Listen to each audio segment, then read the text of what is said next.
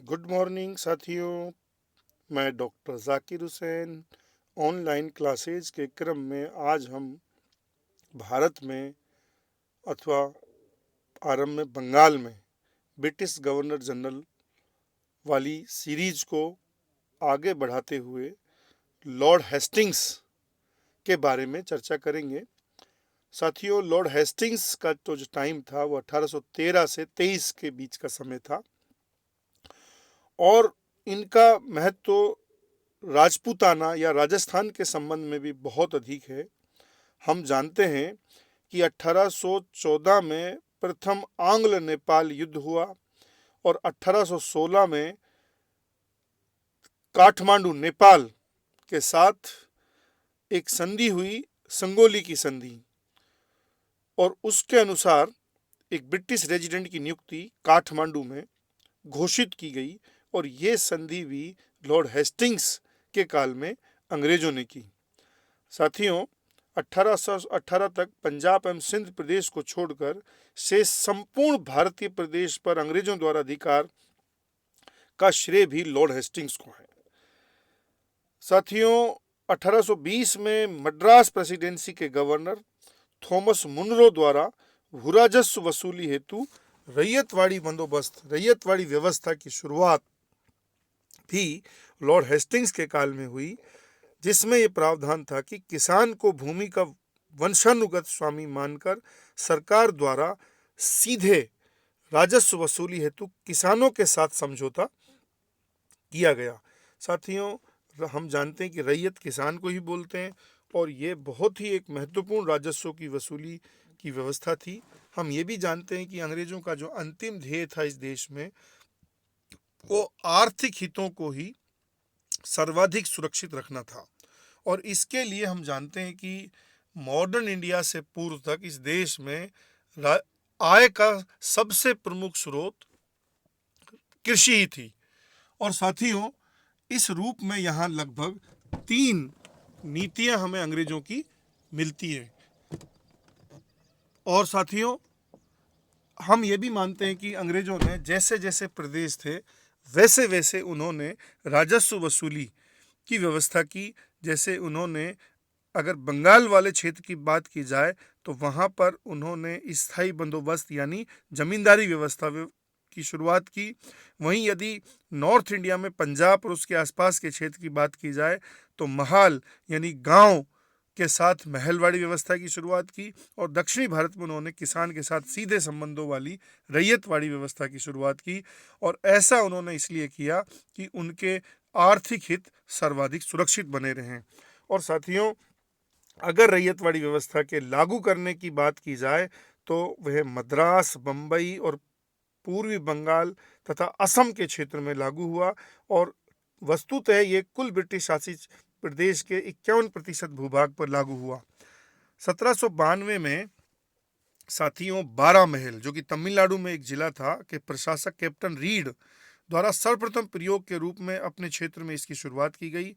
बम्बई प्रांत के गवर्नर एल्फिंस्टन द्वारा इसे और अधिक व्यवहारिक बनाने हेतु अपने 3 अधिकारियों के निर्देशन में भूमि के वैज्ञानिक सर्वेक्षण की भी शुरुआत की गई, जिसमें प्रिंगले, लेफ्टिनेंट विनगेट और गोल्ड स्मिथ थे। साथियों, इस देश में रैयतवाड़ी व्यवस्था की शुरुआत यद्यपि शेरशाह सूरी ने की थी और ये किसानों के सर्वाधिक हित में करने की शुरुआत थी, लेकिन अंग्रेजों के काल में इसके द्वारा किसानों का बहुत अधिक शोषण भी किया गया। साथियों, इस नीति को बाद में मलिक अंबर ने अहमदनगर में और शिवाजी द्वारा मराठा प्रदेश के शेष भाग में इसे लागू करने का प्रयास किया गया।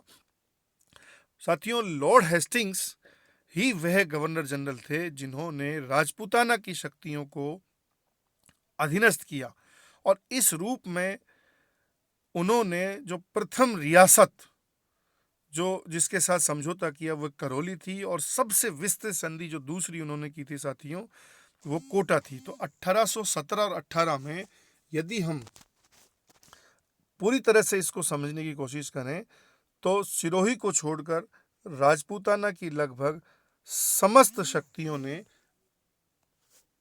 अधीनता की संधि पर हस्ताक्षर किए। और साथियों, अंग्रेजों की ओर से संधि पर हस्ताक्षर करने वाले व्यक्ति थे चार्ल्स मैटकॉफ। तो लॉर्ड हेस्टिंग्स एक बहुत ही महत्वपूर्ण गवर्नर जनरल थे। और उसके बाद साथियों जो गवर्नर जनरल बने वो थे सर जॉन एडम्स 1823 में। साथियों ये कार्यवाहक गवर्नर जनरल थे। 1823 में इन्होंने एक प्रेस लाइसेंसिंग एक्ट द्वारा भारतीय समाचार पत्रों पर प्रतिबंध लगाने का प्रयास किया। उक्त एक्ट का शिकार होने वाला अगर एकमात्र कोई भारतीय समाचार पत्र था तो वो राजा राम मोहन राय द्वारा फारसी में प्रकाशित मिरातुल अखबार था। साथियों फिर अगला जो गवर्नर जनरल था वो लॉर्ड एमहर्स्ट थे। और इनका टाइम 1823 से 1828, 1824 से 26 के मध्य प्रथम आंग्ल बर्मा युद्ध इन्हीं के समय हुआ। और युद्ध के पश्चात 1826 की यानदबो की संधि द्वारा बर्मा के अनेक क्षेत्रों पर अधिकार जो अंग्रेजों ने किया वो इसी संधि द्वारा किया। साथियों 1824 में कलकत्ता के निकट बैरकपुर की छावनी में सिपाहियों द्वारा समुद्री मार्ग से बर्मा जाने के आदेश के विरोध में जो सैन्य विद्रोह किया वो भी इन्हीं के समय हुआ। साथियों बीच में हम एक छोटा सा एक टॉपिक है हमारा भीमा कोरेगांव की घटना जो पिछले दिनों बहुत ही चर्चा में रही, उस पर चर्चा करेंगे। साथियों भीमा कोरेगांव पुणे जो महाराष्ट्र का एक जिला है में स्थित एक गांव था। और जो तृतीय आंग्ल मराठा युद्ध हुआ उसके दौरान 1 जनवरी 1818 में ईस्ट इंडिया कंपनी वे पेशवा बाजीराव द्वितीय के मध्य कोरेगांव भीमा कोरेगांव में होने वाले युद्ध के दौरान दलित जाति जो महार रेजिमेंट थी सर दलित जाति की उसके द्वारा अंग्रेजों के पक्ष में भाग लेने व अंततः विजय प्राप्त करने का उल्लेख है। और इसी की स्मृति में साथियों विशेषतः दलित जाति के लोग यहाँ लंबे समय से फिर एक समारोह का आयोजन करते हैं जो पिछले दिनों बहुत ही विवादास्पद समारोह के रूप में चर्चित रहा। तो साथियों ये हमारे बंगाल के गवर्नर जनरलों की एक अंतिम सीरीज थी। अब अगला जो हमारा गवर्नर जनरलों की सीरीज है वो भारत के गवर्नर जनरल साथियों। और इसमें पहला जो नाम है वो लॉर्ड विलियम बेंटिक जो 1828 से 35 के बीच था। और इन्हें भारतीय पुनर्जागरण के पिता राजा राम मोहन राय के प्रयासों से इन्हीं के समय साथियों 4 दिसंबर 1829 में विलियम बेंटिक द्वारा बंगाल में सती रेगुलेशन एक्ट सती प्रथा पर प्रतिबंध नियम 17 द्वारा घोषित किया गया। साथियों यद्यपि संपूर्ण भारत में जो ये प्रयास हुआ वो 1861 में महारानी विक्टोरिया की घोषणा से हुआ, लेकिन वस्तुतः भारत में अंग्रेजों द्वारा सती प्रथा पर प्रतिबंध 4 दिसंबर 1829 में इन्हीं के समय लगा। साथियों इन्हीं के समय 1833 का चार्टर अधिनियम भी पारित हुआ ब्रिटिश पार्लियामेंट में जिसमें प्रावधान था बंगाल का गवर्नर जनरल अब भारत का गवर्नर जनरल घोषित हुआ। और इसमें पहले गवर्नर जनरल बनने का श्रेय लॉर्ड विलियम बेंटिक को था। कंपनी का अधिकार पत्र 20 वर्ष के लिए बढ़ा दिया गया। अब चीन के साथ व्यापार सहित कंपनी के समस्त व्यापारिक अधिकारियों की समाप्ति कर दी और भारत में समस्त प्रकार का व्यापार करने का अधिकार अब सभी ब्रिटिश वासियों को प्राप्त हो गया। साथियों सरकारी सेवाओं की समस्त नियुक्तियां मात्र योग्यता का आधार पर अब जाति धर्म लिंग व रंग के भेदभाव को समाप्त घोषित कर दिया गया। भारत में शिक्षा हेतु 10 लाख रुपए खर्च का प्रावधान था। इसमें गवर्नर जनरल की परिषद में पहली बार विधि सदस्य का प्रावधान किया गया और प्रथम विधि सदस्य जो बनाया गया वो लॉर्ड मैकॉले जो 1834 से 38 के मध्य यहाँ रहे को बनाया। साथियों कर्नल सिलीमैन के प्रयासों से ठगी प्रथा पर प्रतिबंध का प्रावधान और कन्या वध पर प्रतिबंध का प्रावधान भी इसी चार्टर अधिनियम में था। 1835 में कलकत्ता में प्रथम भारतीय मेडिकल कॉलेज की स्थापना भी इन्हीं के समय हुई। साथियों मैं बता दूं आपको अंग्रेजों का ध्येय कोई भारतीयों को डॉक्टर बनाना इंजीनियर बनाना नहीं था, बल्कि इसके माध्यम से महामारी आदि के समय जो असिस्टेंट और जो असिस्ट कर सकता था नर्सिंग या दूसरे प्रकार के जो मेडिकल स्टाफ थे उनको प्रशिक्षित कर और उनका प्रयोग करना ब्रिटिश हितों में, इस तरह का ध्येय था। इसी तरह से रुड़की में जो पहली इंजीनियरिंग कॉलेज खोली गई साथियों 1847 में, उसका ध्येय भी यही था कि जो अंग्रेजों ने यहाँ कैनाल सिस्टम जो कृषि उत्पादन के लिए जो अपर गंगेटिक रीजन में स्थापित कर रहे थे वहाँ पर असिस्ट करने के लिए सहायक कर्मचारियों और सहायक जो इंजीनियर थे उनकी आपूर्ति करना था। साथियों हम सब जानते हैं कि अंग्रेजों का अंतिम ध्येय वस्तुतः धन की प्राप्ति या धन की सुरक्षा ही थी। इसलिए साथियों 1833 में इन्हीं के समय भू राजस्व की महलवाड़ी व्यवस्था की शुरुआत हुई, जिसके वैसे संस्थापक मार्टिन बर्ड थे। इसके अनुसार संपूर्ण ग्राम अर्थात महाल को राजस्व की इकाई मानकर उसके मुखिया लंबरदार के साथ कर वसूली का समझौता था साथियों ये। और मुखिया के सहयोग हेतु जेलदार पद का उल्लेख भी हमें मिलता है। आरंभ में 30 वर्ष के लिए था और इसमें राजस्व की दर 66% थी, जो सभी राजस्व वसूलियों में सर्वाधिक थी।